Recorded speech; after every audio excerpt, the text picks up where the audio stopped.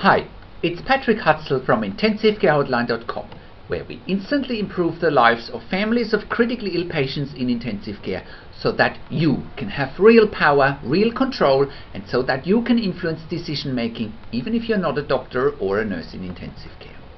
This is another episode of Your Questions Answered, and in this week's episode I want to answer another one of the most frequently asked questions that we get from our readers and visitors to our website. And the question this week is, what happens if my critically ill loved one had a period where they had insufficient oxygen supply to the brain? What is the prognosis after the brain has not had sufficient oxygen supply? In medical terms, it's also called a hypoxic brain injury. If your loved one is critically ill in intensive care and has had a period of time where he or she had insufficient oxygen supply to the brain, the intensive care team may have painted a doom and gloom picture for your critically ill loved one. But let's just quickly look at what may have led to your critically ill loved one's lack of oxygen supply to the brain before we look at the prognosis. Generally speaking, if your loved one has had no or insufficient oxygen supply to the brain for more than 3 minutes, he or she may have sustained irreversible brain damage. There is general consensus that the brain can be without insufficient or no oxygen supply for no longer than 3 minutes. After 3 minutes without sufficient oxygen supply, the brain is becoming irreversibly damaged. Obviously, the damage done to the brain depends on the length of time the brain had no or limited oxygen supply. In many cases, it is unknown for how long the brain has had no or insufficient oxygen supply. The most common causes for hypoxic brain injury or lack of oxygen to the brain are near drowning, cardiac arrest, traumatic brain injury, strangling, choking on food, suffocation. All of those scenarios may lead to hypoxic brain injury, and again, the intensive care team may have painted a doom and gloom picture for your critically ill loved one's recovery. Your loved one is most likely being ventilated in intensive care, and he or she may be in an induced coma. A hypoxic brain injury may also cause a coma, which is not induced by medications. It can also cause seizures and even brain death. Normally, the first steps after a hypoxic brain injury has been suspected is to send your critically loved one for a CT scan of their brain to find any evidence of damage done to the brain. Initially, at least in the first 24 to 48 hours, no evidence may be shown in the CT scan. As a next step, an MRI scan of the brain might get done to get a conclusive image of the brain where damage might be evident. Either way, in the first 24 hours after the hypoxic event, your loved one might get cooled for about 24 hours, as research has shown that cooling protects the brain and improves outcomes for patients. Therefore, if your loved one is cooled, he or she might be in an induced coma and only gets woken up after the cooling period has finished. And that's basically the time when the rubber hits the road, so to speak.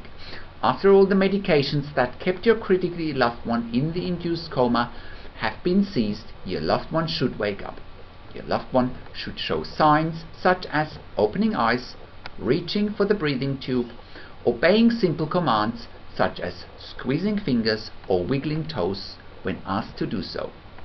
If this is not the case in the first 24 to 72 hours after your loved one has been brought out of the induced coma, you shouldn't panic and you should give it time. You may ask, how much time?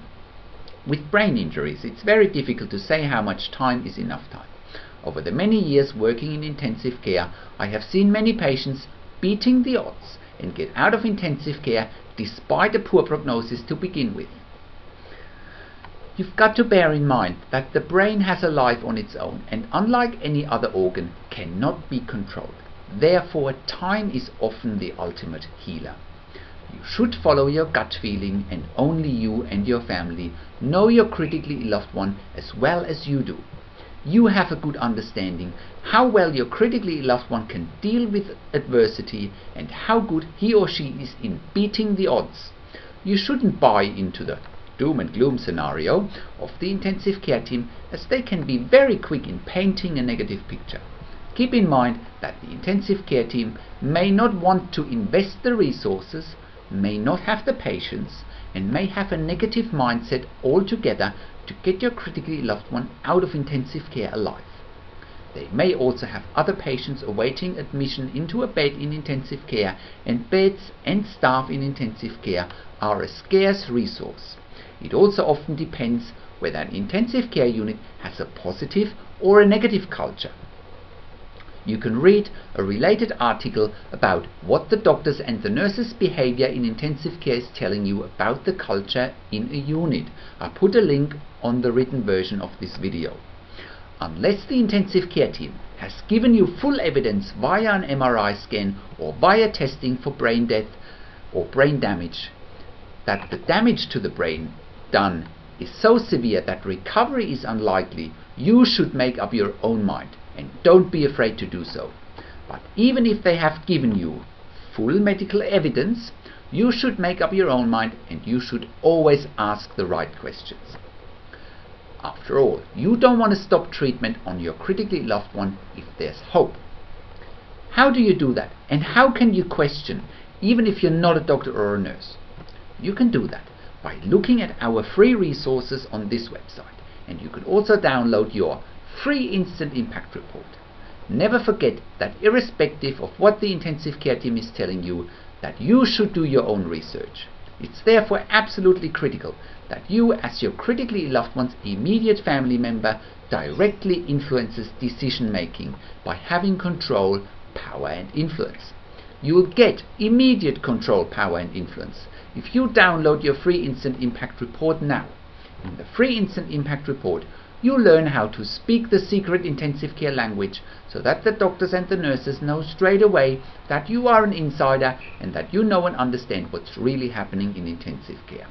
In this free report, you'll also discover how to ask the doctors and the nurses the right questions, how to eliminate fear, frustration, stress, struggle and vulnerability even if your loved one is dying. You get 5 killer tips and strategies helping you to get on the right path to control, power and influence in your situation.